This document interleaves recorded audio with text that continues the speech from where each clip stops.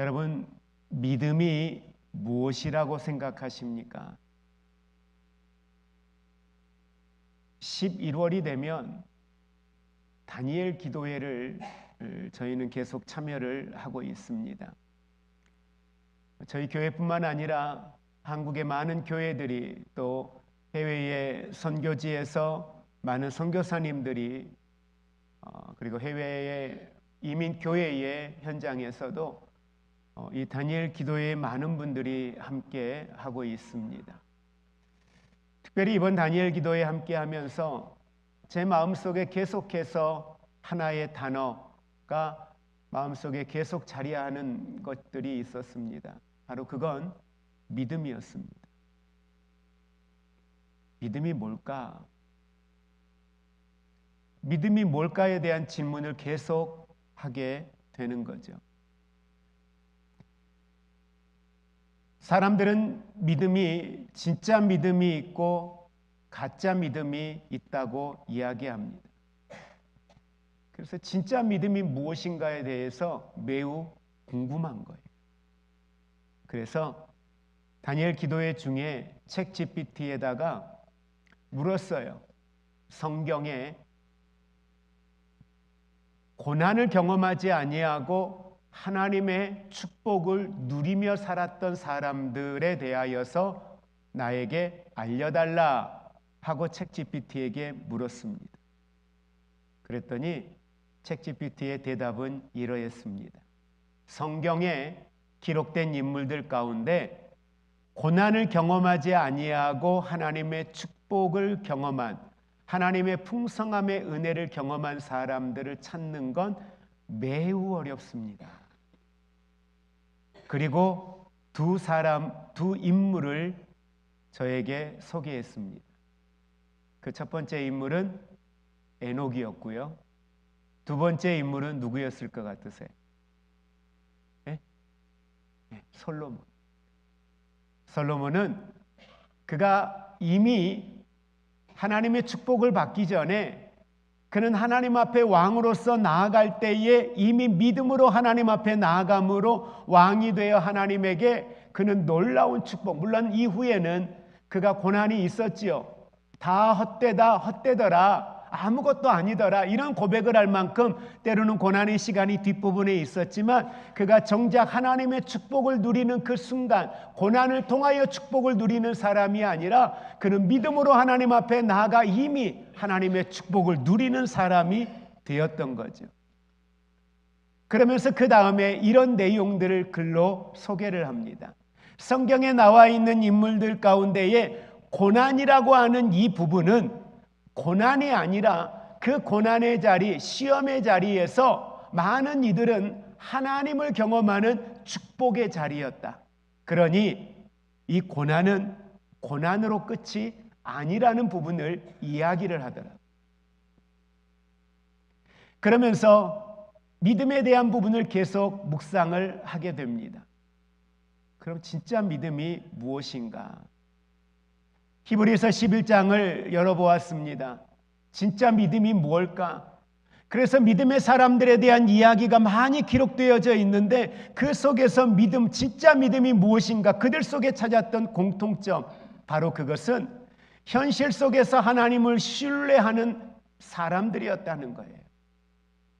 다시 말하면 그들은 삶의 현장에 많은 어려움과 위기가 있었지만 현실 속에서 하나님을 신뢰하며 나아가 그 신뢰함이 순종하는 믿음으로 나타났다라고 이야기를 하고 있습니다. 그래서 히브리서 11장의 믿음의 영웅들에 대한 공통점을 찾아보면은요, 그들은 함께 고백합니다. 말씀 앞에서 실제로 행동했습니다. 믿음만 가지고 있는 게 아니라 그 믿음이 그들의 삶을 통하여 실제로 행동으로 순종으로 나타났다라고 하는 사실입니다. 오늘 본문은 믿음의 절정이라 할 수 있는 아브라함의 이야기가 나와 있습니다.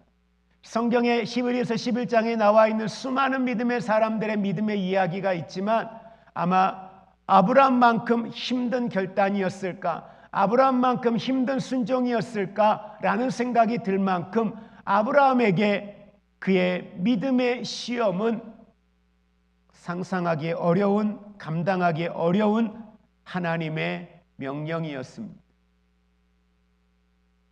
오늘 창세기의 말씀을 통해 아브라함은 하나님께서 이삭을 바치라 라고 하는 하나님의 명령을 받았고, 그 명령 앞에서 그는 끝까지 하나님을 신뢰하는 모습을 보였습니다. 설교 준비를 다 마쳐놓고 갑자기 마음에 이런 생각이 들었습니다. 히브리서 11장은 우리가 잘 아는 것처럼 그의 역사적 배경이라든지 여러 가지의 그 시대적인 상황들을 우리가 너무도 잘 알고 있는데, 왜 하나님은 히브리서 기자를 통하여서 도대체 그들이 어느 정도의 상황이었길래 오늘 믿음의 사람들에 대한 내용들을 이렇게 기록하면서 마지막 히브리서 11장 마지막 부분에 이런 사람은 세상이 감당할 수 없는 사람들이었다, 세상이 감당할 수 없는 사람들이다 라고까지 이야기했을까? 이 말씀을 수신하고 있는 이들은 어떤 상황이었길래, 얼마만큼의 위기와 고난의 상황이었길래, 그들에게는 어떤 믿음이 필요했길래 이렇게까지 구약의 믿음의 사람들에 대한 이야기를 기록하고 있을까라는 생각이었습니다. 그래서 그 배경을 다시 한번 들여다보니 이 말씀은 우리가 아는 것처럼 유대 그리스도인들에게 쓴 편지입니다. 그리고 그들이 당시에 겪었던 고난과 어려움은 외부적으로는 로마로부터 그들은 압박을 받고 있었습니다. 율법과 제사 제도로 돌아가려는 유혹을 받았다라는 사실입니다. 또 하나는 예수 그리스도를 믿음으로 말미암아 그들은 지속적으로 유대교로부터, 유대인들로부터 그들이 속한 커뮤니티 안에서 사회적으로 박해와 배척을 당하며 고립을 당하며 그들은 대단히 경제적인, 사회적인 위기 앞에 놓여 있었다라고 하는 사실입니다. 그때 많은 유대 그리스도인들은 고민했습니다. 시험을 받았습니다. 다시 돌아가야 하나? 다시 내가 유대교로 돌아가야 하나? 그건 단순히 그들의 사회적 문제만이 아니라 생명과도 결부되어져 있었고 자녀들의 미래와도 결부되어져 있었기 때문에 내가 굳이 이 고난을 자초할 이유가 있나? 라는 생각이 들 만큼 많은 갈등들이 그들에게 있었습니다. 그래서 히브리서 기자는 이들이 겪고 있는 고난에 대하여 이야기할 때에 히브리서 10장의 32절 이하에 이렇게 말씀을 합니다. 너희가 빛을 받은 후에 고난의 큰 싸움을 견뎌낸 것을 생각하라. 예, 이들은 큰 싸움을 싸웠습니다. 그들은 끊임없이 싸우고 있었습니다. 언제부터요? 빛을 받은 후에, 예수 그리스도를 믿고 난 후에 그들은 이런 외적인, 내적인 끊임없는 싸움 속에 있었지만 그들은 그 싸움을 견디어냈다라고 성경은 기록하고 있습니다. 그러면서 너희 산업을 빼앗기는 것도 기쁘게 당하였다.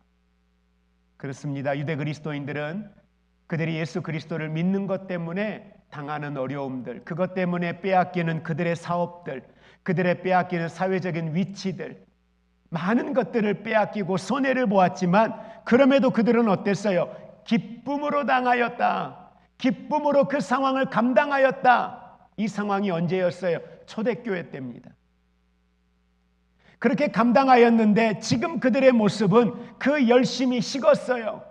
초기에 그 열심이 식었고 현실적인 압박 속에서 믿음의 확신을 잃어가고 있던 유대 그리스도인들이었습니다. 그러기에 오늘 이 히브리서 기자는 이들에게 이 히브리서의 말씀을 통하여서 예수 그리스도가 누구인지에 대하여 다시 한번 설명하고 예수 그리스도를 통한 구원의 선포를 오늘 말씀을 통하여 그들에게 이야기하고 있습니다. 그러면서 히브리서 11장 1절에 나온 것처럼 믿음은 바라는 것들의 실상이다. 보지 못하는 것들의 증거다 하면서 구체적으로 믿음의 사람들에 대한 이야기를 기록하면서 흔들리는 성도들에게 믿음에서 떠나지 않도록 그들을 격려하고 응원하고 있는 메시지의 내용입니다. 오늘 우리가 살고 있는 이 시대에도 동일한 것 같습니다. 교회 안에 성도들이 교회 밖에서 시험 드는 게 아니라 교회 안에서 시험을 들어요. 교회 안에서 이루어지고 있는 수많은 비리와 교회 안에서 이루어지고 있는 수많은 사람들과의 관계 때문에 마음이 상하여 교회를 떠나는 이들이 많습니다. 교회 밖으로부터도 굳이 그러면서 교회를 다녀야 할 이유가 있는지에 대하여 묻고 많은 사람들이 믿음의 길을 저버리며 많은 젊은 청년들이 다음 세대들이 예수 그리스도를 떠나며 교회를 떠나는 이들의 모습을 어렵지 않게 우리는 보고 있습니다.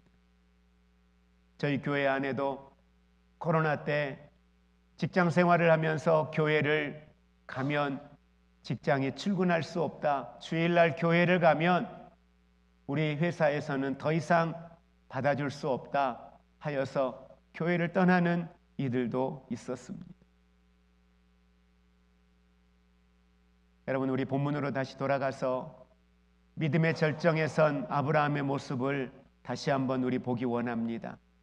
창세기 22장에 보면 하나님은 아브라함에게 이런 말씀을 하십니다. 내 사랑하는 아들, 내 독자 이삭을 번제로 드리라. 하나님의 말씀은 이삭을 이렇게 지칭합니다. 내 독자, 하나밖에 없는 아들이라는 거죠. 이 명령은요, 단순히 신앙의 시험이 아니었습니다.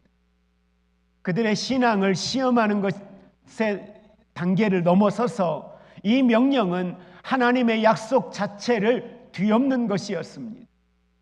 하나님의 약속이 뭐였습니까? 여러분, 18절의 말씀에 보면 창세기 21장 12절의 말씀이 기록되어져 있는데요, 18절에 이렇게 말씀합니다. 그에게 이미 말씀하시기를 내 자손이라 칭할 자는 이삭으로 말미암음이라 하셨으니, 내 자손이라 칭할 자는 누구라고 성경은 이야기했어요? 이삭이라는 거예요. 여러분, 하나님은 분명히 아브라함에게 말씀하셨습니다. 내 자손을 하늘의 별과 같이 바다의 모래알처럼 번성케 하겠다는 거예요.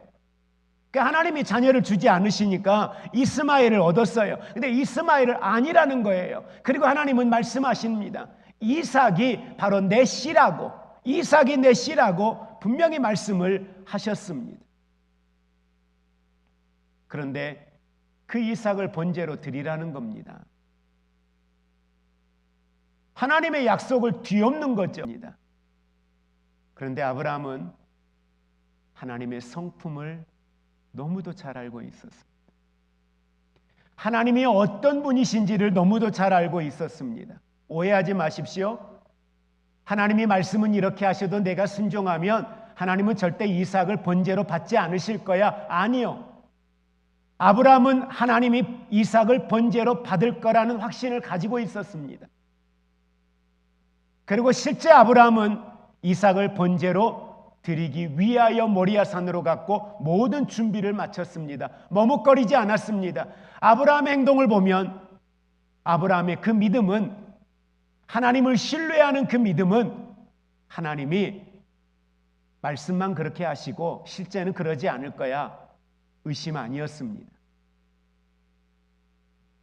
그럼에도 아브라함은 하나님의 성품을 너무도 잘 알고 있었습니다. 그래서 하나님은, 하나님에 대한 신뢰가 아브라함에게는 매우 컸습니다. 오늘 우리는 이 본문을 통해 아브라함이 가지고 있는 믿음의 모습, 도대체 아브라함은 어떤 믿음을 가지고 있었나? 기존에 우리가 아브라함이 가졌던 믿음에 대하여 여러분이 들어왔던 메시지와는 좀 다른 관점에서 아브라함의 믿음을 우리는 들여다보려고 합니다. 먼저 우리 17절의 말씀 다시 같이 합독하겠습니다. 아브라함은 시험을 받을 때에 믿음으로 이삭을 드렸으니 그는 약속들을 받은 자로 돼 그 외아들을 드렸느니라. 아멘. 17절에 이렇게 말씀합니다. 시험을 받을 때에 믿음으로 이삭을 드렸으니 라고 말씀을 합니다. 자, 이삭을 드릴 때에 여러분, 하나님 앞에 나아가는 아브라함의 모습은 감정이 아니었습니다. 아브라함이 가졌던 믿음은 하나님의 말씀에 대한 순종으로 드러났습니다. 아브라함은 여기에서 왜라고 묻지 않았습니다. 그리고 그는 단지 하나님이 말씀하셨기에, 그것이 하나님의 말씀이었기에 순종했습니다. 여기에서 우리는 믿음의 본질이 무엇인가를 다시 한번 보게 됩니다. 한번 우리 같이 고백할까요? 믿음은 결과를 보고 따르는 것이 아닙니다. 믿음은 결과를 보고 따르는 게 아닙니다. 여러분, 성경에 어느 곳에 믿음의 결과를 우리에게 보여주신 적이 있습니까? 아니요. 보여주지 않으셨어요. 다만 명령하셨어요. 그 문제 앞에, 그 현실 앞에 아무것도 변하지 않았어요. 말씀만 하셨어요. 그리고 그 말씀 앞에 순종했던 모세 앞에는 홍해가 갈라졌고요. 순종했던 여호수아 앞에는 요단강이 갈라지고 여리고가 무너졌고요. 순종했던 믿음의 사람들 앞에 수많은 하나님의 역사들이 나타나는 모습을 보았습니다. 그러고 보면 믿음은 결과를 보고 따르는 것이 아니라, 함께 다시 한번 고백합니다. 말씀하신 하나님을 믿고 따르는 것입니다. 뭘 믿고 따르는 거예요? 말씀하신 하나님요. 하나님이 말씀하셨으니까요. 그것이 하나님의 말씀이니까요. 오늘 저와 여러분도 하나님의 말씀을 믿고 따르는 아름다운 믿음의 사람들이 되시기를 주의 이름으로 축복을 드립니다. 우리가 잘 아는 19세기 영국의 젊은 의사였던 허드슨 테일러, 그는 하나님의 부르심을 받고 모든 안정된 삶을 내려놓고 중국으로 떠났습니다. 그가 중국으로 떠날 때 그의 나이는 21살이었습니다. 후원, 재정적인 보장, 그 어떤 것도 없이 그는 아무 준비 없이 주님이 말씀하시니 그는 순종하고 중국으로 떠났습니다. 주변 사람들은 만류했습니다. 후원회라도 조성해야지. 주변 사람들은 말렸습니다. 좀 이따 가지. 아니, 굳이 너가 가야 되나? 많은 사람들이 만류할 때에 그는 이렇게 말했습니다. 하나님의 뜻에는 하나님의 공급이 따른다. 하나님의 뜻에는 하나님의 공급이 따른다. 그는 오직 믿음으로 나아갔습니다. 그렇게 믿음으로 나아갔던 허드슨 테일러 선교사님, 그가 가장 소중하게 여겼던 것들을 잃어야만 했습니다. 그의 아내 33세 임종을 맞이했고 8명의 자녀들 가운데에 4명의 자녀가 10세 이전에 사망을 합니다. 한 아이는 태어난 지 13일 만에 사망을 하고 남은 자녀들도 전쟁 중에 다 죽음을 맞이했습니다. 그의 건강이 무너지고 모든 지원들이 끊기는 그 순간에도 허드슨 테일러 선교사님은 이렇게 고백했습니다. 하나님이 나를 부르셨다면 그분이 나를 책임지십니다. 그분이 나를 부르셨으니 그분이 나를 책임지십니다. 그분이 나를 세우셨으니 그분이 나를 책임지십니다. 그의 순종은 계산과 상황과 환경을 초월한 믿음이었습니다. 그리고 그의 헌신의 열매는 중국의 CIM이라고 하는 중국 내지 선교회가 만들어지게 되었고 수백 명의 선교사와 수천 교회가 중국 땅에 세워지는 복음의 열매를 맺게 되었습니다. 여러분, 우리가 잘 아는 것처럼 아브라함이 갈 바를 알지 못하고 나아갔습니다. 허드슨 테일러 선교사님도 믿음으로 순종의 걸음을 걸었던 사람이었습니다. 그리고 그의 삶은 이렇게 우리에게 증언합니다.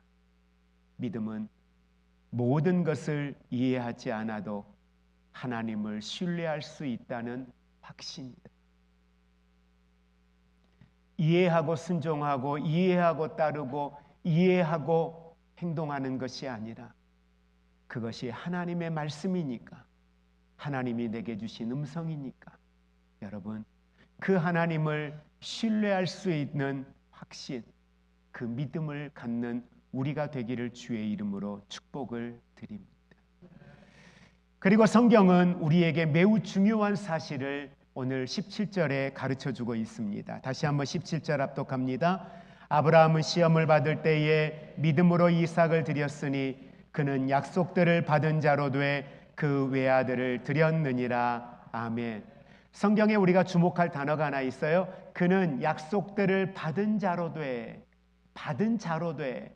받은 자로 돼. 이 말은 쉬운 성경으로 보면 그는 약속들을 받았는데도, 약속을 받았는데도, 그가 받은 약속이 뭐예요? 18절에 있는 말씀, 자기 이미 말씀하시기를 내 자손이라 칭할 자는 이삭으로 말미암음이라.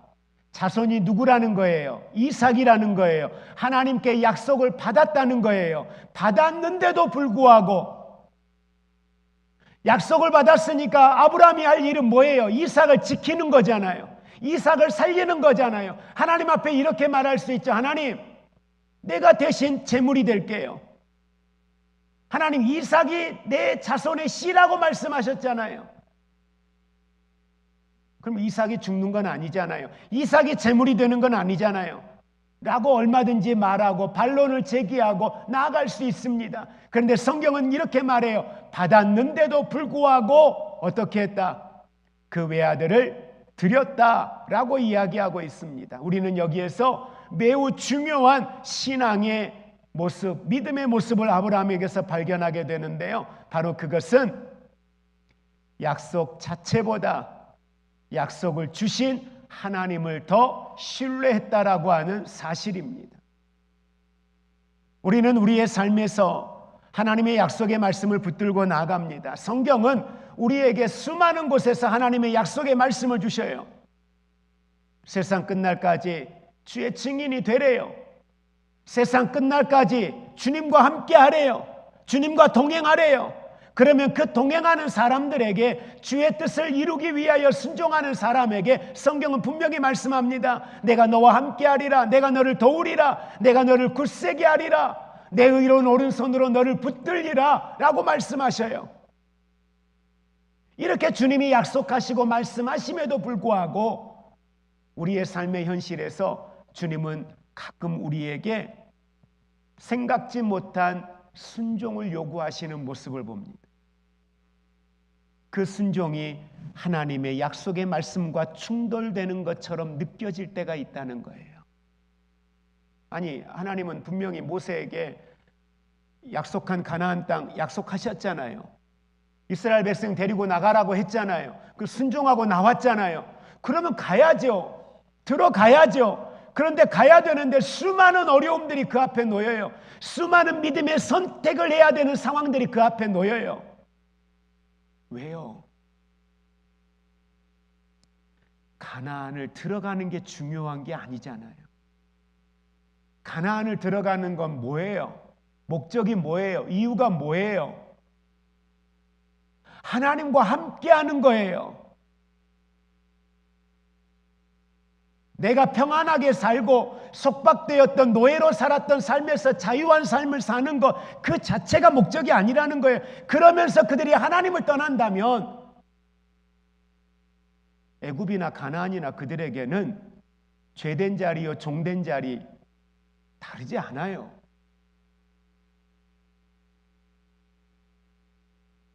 믿음의 핵심은 하나님이 어떤 결과를 주실지가 아닙니다. 그분이 어떤 분이신지에 대하여 확신을 가지고 살아가는 겁니다. 그럴 때에 우리도 내가 비록 하나님께 약속을 받았지만, 여러분, 하나님께 축복을 받았지만, 그럼에도 그 이삭이 축복이고 그 이삭이 내게는 하나님의 약속인데, 그 약속을 하나님 앞에 드리는 거예요. 그 축복을 하나님 앞에 드리는 거예요. 여러분, 하나님의 약속이 당장 이루어지지 않을지라도 그분이 신실하시다면 우리는 기다릴 수 있습니다. 우리는 그분을 신뢰하고 오늘도 그분 앞에 믿음으로 나아갈 수 있습니다. 믿음은 약속을 붙드는 것이 아니라 뭘 붙드는 거예요? 하나님을 붙드는 겁니다. 한번 우리 고백할까요? 믿음은 약속을 붙드는 것이 아니라 하나님을 붙드는 것입니다. 우리가 붙드는 건 하나님이에요. 근데 우리는 가끔 약속도 그렇지만 축복도 그러는 것 같아요. 받은 축복을 손에 쥐고 있으면서 주신 하나님을 잃어버리고 삽니다. 주신 분이 누군데요? 하나님. 어느 순간 주객이 전도되어서 약속하신 하나님보다 그 약속에 더 관심을 가지고 그 약속에 우리의 에너지가 집중되어 있는 모습을 봅니다. 그러다 보니 그 약속이 무너지는 것 같고 그 약속을 하나님이 달라 하시면 우리는 하나님을 떠나는 거예요. 그 약속이 내게서 줄어들고 소멸되어지고 사라지면 하나님을 떠나요. 이걸 어떻게 우리는 믿음이라고 말할 수 있습니까? 하나님을 붙드는 신앙 되기를 주의 이름으로 축복을 드립니다. 그리고 19절에 아브라함이 가졌던 믿음, 우리 한 번 더 합독합니다. 그가 하나님이 능히 이삭을 죽은 자 가운데에서 다시 살리실 줄로 생각한지라 비유컨대 그를 죽은 자 가운데에서 도로 받은 것이니라. 아멘. 아브라함의 믿음을 성경은 이렇게 말합니다. 그의 믿음은 절망 속에서도 하나님의 전능하심을 보았다. 이삭을 죽여야 하는 그 순간에도 그 죽음의 자리에서 뭘 본 거예요? 부활을 본 거예요. 죽이지 않겠다가 아닙니다. 마음만 받겠다가 아닙니다.